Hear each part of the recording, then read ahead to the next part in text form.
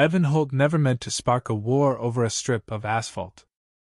His plan was straightforward: buy a quiet parcel in the Pacific Northwest, build a sound tech lab, and run a lean, profitable business. The old industrial lot he chose was perfect remote for testing, far from prying eyes, yet close to city freight routes. The deal's gem was a half-mile private road, slicing between pine woods and a new housing estate. The deed was airtight, the road solely his, no easements, no shared access, no lingering claims.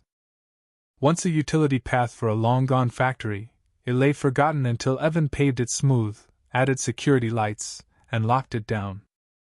He pored over every contract, filed permits, built his lab, and buried conduits for future growth. For months silence reigned. The only neighbors were rooftops peeking over a tall fence along the road's north edge. Then, one frigid October dawn, trouble rolled in. Evan arrived early to check drainage after heavy rain, his headlights catching odd scars on the pavement, deep, muddy tracks from heavy rigs, not cars. Flashlight in hand, he traced the road, finding orange construction tape snagged in bushes and a pink-painted plank alien to his sight. By noon, security footage confirmed his fears. At 4:45 a.m., a convoy of dump trucks, cement mixers, and a flatbed hauling rebar had roared down his road, vanishing through a new gate cut into the estate's fence. No call, no permit, no right. Evan made calls. The estate's foreman didn't answer. The county found no access permits. His lawyer, Claire Voss, was blunt. "This isn't a neighbor's shortcut. It's commercial trespass." Evan wasn't soft, but he was surgical. He blocked the road with concrete barriers and signs, saw private property. No access. Trespassers prosecuted. Saw the next day, the convoy stayed away but the barriers vanished, signs gone. The estate's gate now reinforced with a smug placard, saw authorized vehicles only. Community project. Saw the audacity hit like a slap. Someone had decided his road was theirs, no discussion, just action. Evan met a county clerk who hinted at a collaboration request, filed by Diane Carver, the estate's HOA head, probing infrastructure tweaks. "They might push for a right-of-way," the clerk said. "Messy, but your deed holds unless they pull eminent domain." Evan saw the play: occupy, delay, claim. He hired Claire to file an infringement notice, ordered a survey to mark his boundaries, and installed coated steel gates with cameras and bollards built to stop trucks. Within days, a fake Community Oversight Board sent a cease and desist, accusing him of blocking a municipal pathway. Claire scoffed at it was legal nonsense, but trucks kept coming, now at 4 a.m. One smashed a light pole trying to skirt the gate. Then, an anonymous letter arrived, stark and chilling: "Saw you don't own what you think." Saw Evan folded it, jaw tight, and shifted gears. This wasn't defense, Anna Marie, it was war. The next dawn, his gate was breached, plasma torch open, wires clipped, tracks gouged by cement trucks. A sheriff's deputy took a report but shrugged. "Civil, not criminal, unless you catch them." Footage showed masked figures moving like pros, trucks unmarked, plates hidden. Evan hired a security firm, installing floodlights, seismic sensors, and heavy-duty bollards. That night, trucks approached, paused at the light's blaze, and fled, one driver's face caught on camera. The sheriff logged it uselessly.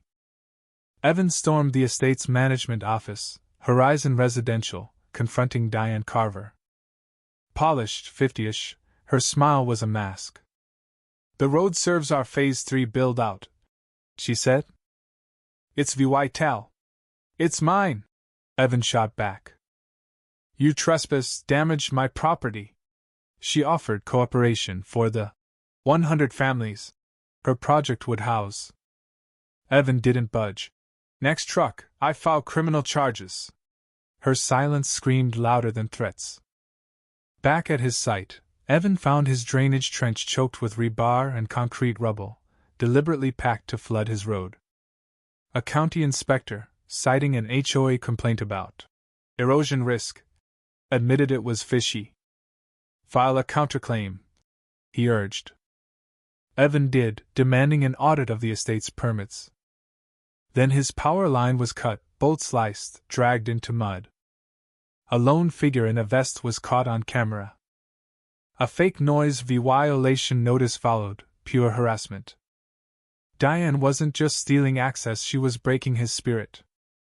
Evan rallied a team: Claire, a surveyor, a real estate advisor, his ops chief, a land use veteran, and a logistics pro. They mapped every inch, uncovering a zoning glitch: a 3-meter strip mislabeled as undesignated, where the estate's gate sat. Diane's leverage. Evan built a 12-foot concrete wall along that line, reflective side glaring at the estate. Neighbors filmed, furious. Diane arrived, flushed, accusing him of obstructing access. "It's my boundary," Evan said, pointing to the steaming concrete. "You've got no claim." A local paper spun it, saw landowner's wall sparks uproar. Saw Evan clipped it, writing, saw they want noise. "I give them stone." Saw 2 weeks of eerie quiet followed. No trucks, no notes. Evan tightened his case. Affida VYTS, drone shots, a timeline of sabotage. Claire sued Diane personally for trespass and misrepresentation. Then deliveries to Evan's site stalled, rerouted, blocked, or lost. A digital trail pointed to a dispatch firm tied to Diane's allies. Claire filed for commercial sabotage.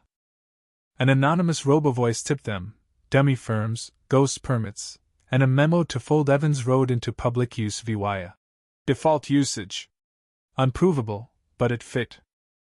Evan pounced on the estate's gate, inches onto his land, registering it as unpermitted. A county VYEW locked it shut, strangling their construction. A leaked call warned of an emergency jurisdiction, pushed to seize his road. Fury burned, but Evan went quiet, shifting operations north, hiding signage, digging a 6-foot trench behind a plain gate. They wanted him loud, he gave them ghosts. His real strike was financial.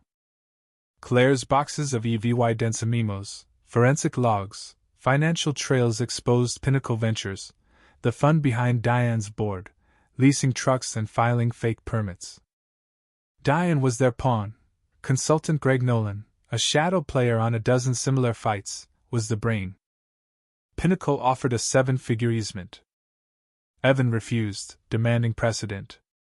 They sent a city crew for a fake gas leak inspection. Evan filmed, filed a restraining order. They fried his lights with a disruptor. He buried cables deeper. A new estate gate linked to a public alley, a retreat. Evan didn't relax, wanted blood. His injunction named Pinnacle's board, freezing their project. Their countersuit screamed malicious obstruction. But Evan's EVY dense tampering logs, forged memos, Diane's fake clause held firm. Diane vanished from hearings, her ethics probed. Pinnacle's final offer: a higher payout, an apology, and full title acknowledgement. Evan waited 3 days, let them sweat, then signed, adding, saw no access, no appeals, all rights reserved. Saw the last truck left, and Evan stood on his road, ripping down a stray fake notice. Victory wasn't loud, it was the quiet of a gate closing clean. The wall loomed, a scar of defiance. Diane faded, her newsletter scrubbed of her name, her role reduced to realignment. Pinnacle rerouted their project, burning millions on a worse path. Evan's lab grew, surveying secure contracts, his road sealed by law and will. A year later he walked its length, boots on asphalt, pines whispering. A letter came, unsigned: saw you proved land still matters. Saw he kept it, folded by his deed. The gate shut, and stayed shut. If you were the one in this story, how would you react? Would you stand up and fight back, or accept the unreasonable pressure and control from the HOA? Share your thoughts in the comments below. And don't forget to subscribe, like, and share this VY Deo with more people. Your small action gives us the motivation to keep bringing you more intense and engaging stories. Thanks for watching, and we'll see you in the next VY Deo.